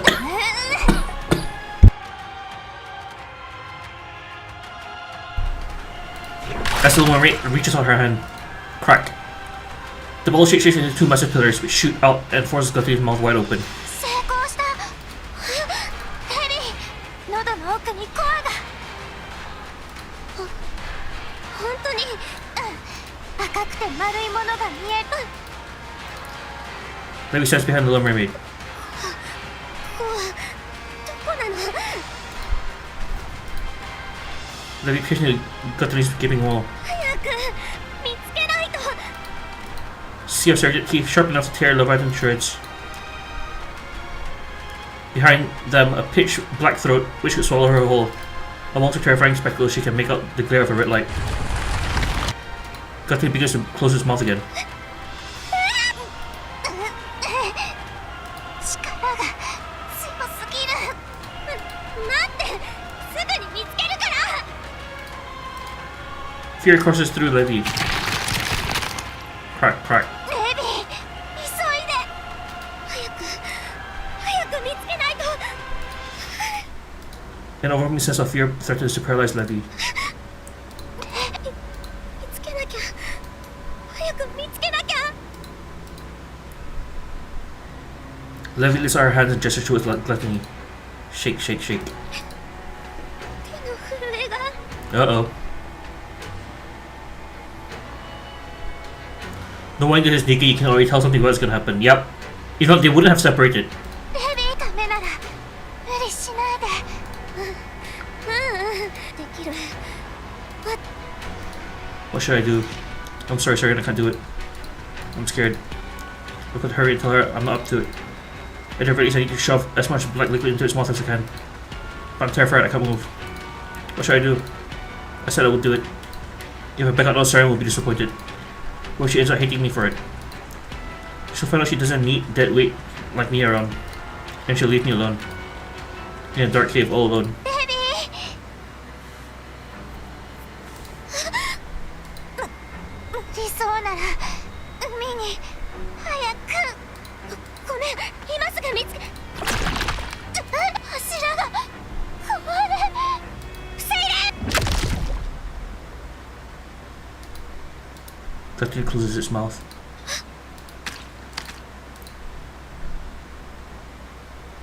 The bubble shattered, remnants scattering all over. Oh, a siren inside? Gotti slowly turns. And darkly faces Levi. いや、来ないで。来ないで。 Gotti opened its mouth. 来ない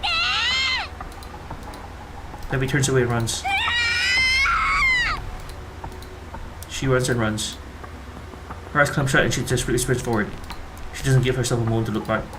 Feels as if the ground beneath her is collapsing, but Levi barely reaches it. Her entire being is fixated on escaping from this terrifying creature, not being engulfed by that pitiless mouth. Her main desire is to survive.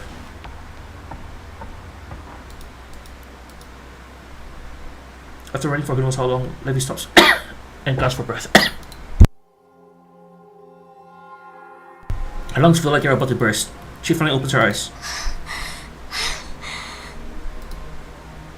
A collapsed building comes into view.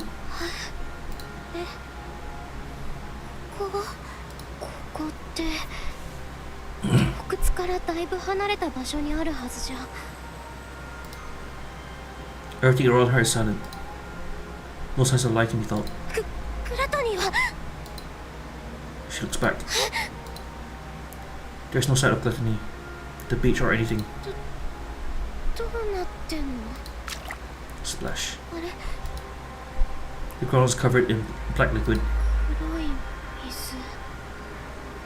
どうして足元に？ Levi reaches through the black liquid. Swish. Her hand is stuck inside the liquid. Levi stumbles backward. なんなの？どうして手が？ A sudden feeling rises within Levi. For some reason she can't fully understand, she feels that she could venture through the black liquid unimpeded. まさか黒い水でここまで来たの。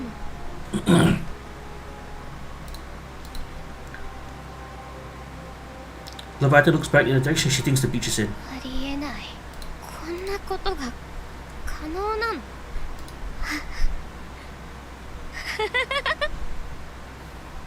こんなこともできるのにセイレーンは助けられなかった。なんでこん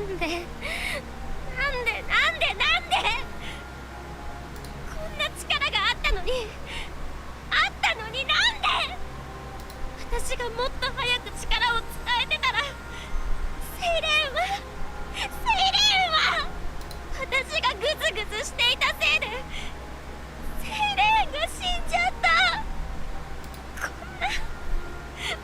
こんな能力があったのに私がグズグズしてたせいでセイレーンを私を信じてくれたセイレーンを裏切っちゃった。これは夢。そうこれは夢。悪い夢なのよ。In English, she just keeps saying no, no, no, but in Japanese, she says this is a bad this is a dream. This is a bad dream. お願いだから夢であって。 And she just said, please let this just be a bad dream. And in English, she just says no. What the heck? Levi drops to the ground and closer to the ball.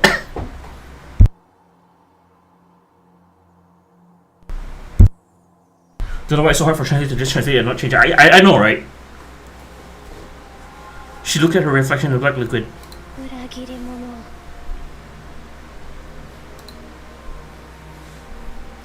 Levi strikes at the reflection in front of her. こんな裏切り者め。 She slams a clenched fist into the ground, nearly hard enough to shatter her hand. 裏切り者。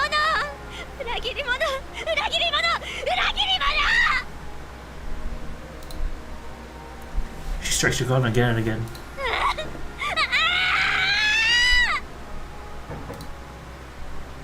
No matter how many strikes she gives, the reflection of the detestable traitor before her the reflection of the detestable traitor before her refuses to disappear.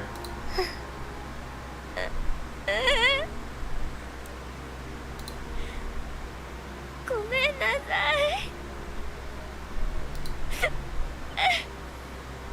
本当にごめんなさい。私が悪かったの。ごめんなさい。ごめんなさい。 No matter how much she apologizes, Sarah's voice is nowhere to be heard. 私が悪かったの。全部私のせいで。 This also come on Azure Lane and sometimes on Blue Archive. Azure Lane is where sometimes they actually remove entire lines for some reason. Maybe they just got too lazy to translate and they're like, screw this. Let's just remove this line altogether.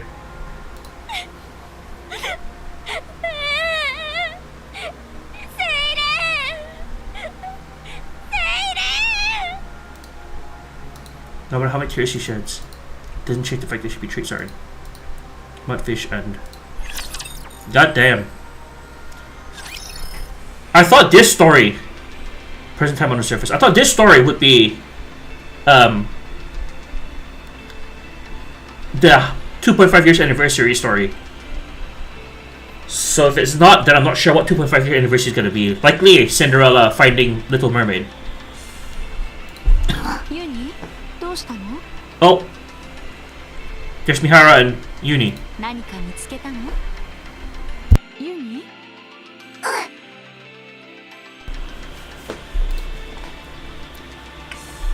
Mihara follows Uni's gaze.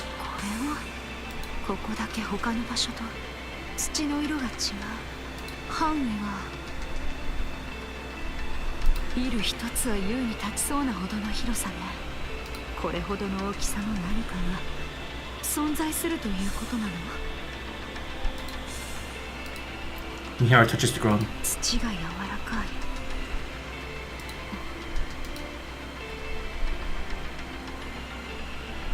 With a degree of caution, Mihara presses down on the ground. この地面の下を何かが通過したか、あるいは地面から飛び出したような痕跡があるわね。グレーブディガーは地中深くを移動するから地面がこんな状態になることはないはず。これほどの巨体を地中に隠して活動するラプチャーなんて他に聞いたことがないわ。巨大モグラでもいるのかしら。ねえユニ、どう考えてもこれはラプチャーの希少個体だと思わない？ No wonder she takes betrayal hard. Indeed. ついに見つけたわ、私たちの最初のターゲットを。それじゃ追跡を始めましょうか。 Okay, so this is where Mihara starts to get involved in the story. And I think Mihara will actually appear in the main story rather than the event story. Mihara and Uni. Okay, pretty good, pretty good. As expected, Elf shift up. Awesome story.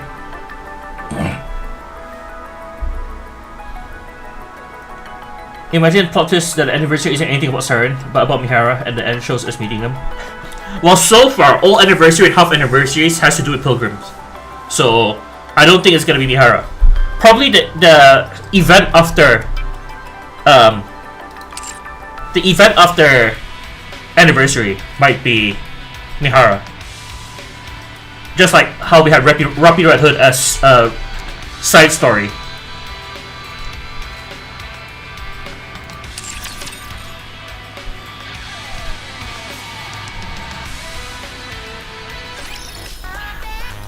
Okay.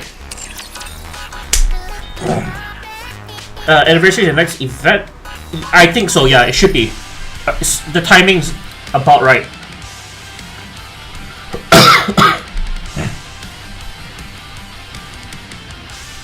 It's either that or there's gonna be one more week of dead time. Actually, how long is this banner? This will tell us. 12 days left. Yeah, so yeah, in 2 weeks. Anyways, I think I'm gonna call it here for tonight because I do have a sore throat and I'm actually sick right now, so I want to rest early, so I won't be able to do a long stream for tonight. So yeah, definitely enjoyed this side story. Looking forward to the 2.5 years anniversary and also the upcoming main story chapter. I want to see what happens to Levi, and I do not want us to kill her, but we shall see. Go drink some honey lemon tea. Yeah, I will. Like, anyways, thanks guys for joining the stream. Hope you guys enjoyed yourselves. I'll see if I can stream tomorrow. If I do, it will likely be a short one, but yeah, hope to see you guys there. With that said, see ya.